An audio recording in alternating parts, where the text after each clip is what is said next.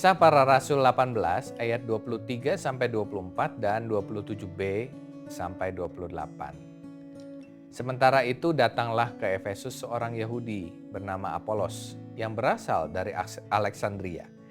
Ia seorang yang fasih berbicara dan sangat mahir dalam soal-soal kitab suci. Ia telah menerima pengajaran dalam jalan Tuhan.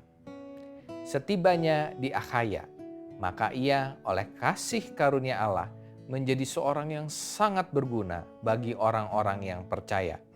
Sebab dengan tak jemu-jemunya ia membatah orang-orang Yahudi di muka umum dan membuktikan dari kitab suci bahwa Yesus adalah Mesias.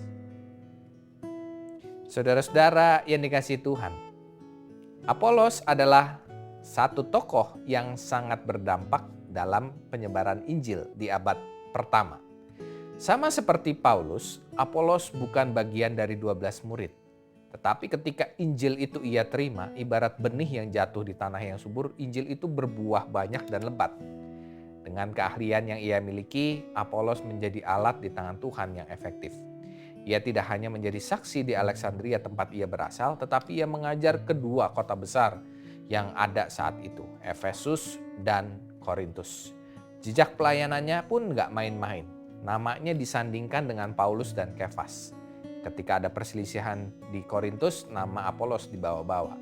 Artinya, Apolos bukan orang sembarangan.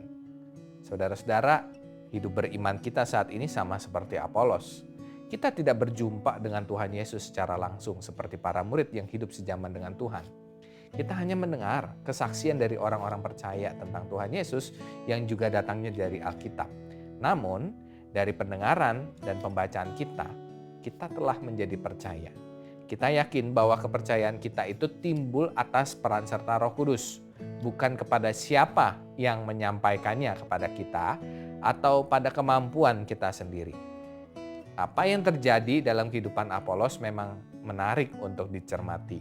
Tidak dikatakan secara rinci siapa yang mengabarkan Injil kepada Apolos di Alexandria, tetapi karena pekabaran Injil itu, Tuhan memakai Apolos sebagai alat Tuhan. Nah, dari hal ini kita belajar bahwa apa yang kita lakukan, siapapun kita, jika benih Injil itu sampai kepada orang-orang seperti Apolos, maka benih itu akan sangat berdampak bagi pengabaran Injil. Oleh sebab itu, haruslah kita hati-hati. Kita harus waspada dan taat kepada tugas panggilan kita sebagai saksi Kristus. Karena kelak siapa tahu, hasil yang kita tanamkan berbuah banyak seperti kisah Apolos ini. Jadi janganlah sampai kita berkecil hati karena kita nggak memiliki apa-apa. Nggak, kita semua punya banyak hal.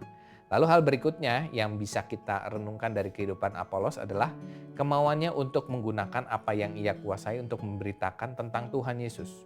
Ia seorang yang fasih berbicara dan ia pun seorang yang cermat.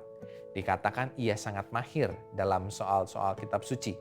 Namun, apakah kemampuan itu serta-merta menjadikan Injil tersebar luas? Tentu tidak.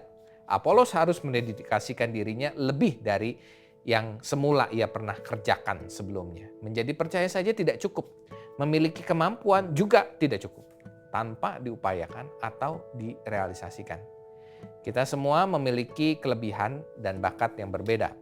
Tidak ada seorang pun yang dilahirkan tanpa kelebihan. Namun persoalannya adalah apakah kita mau menggunakan itu untuk memuliakan Tuhan.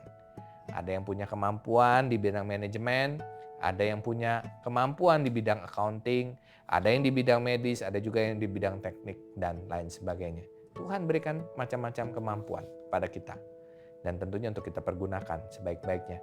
Pertanyaannya, apakah kita mau belajar dari Apolos untuk menggunakannya sebagai sarana mengabarkan Injil? Selamat merenungkannya, Tuhan memberkati kita semua.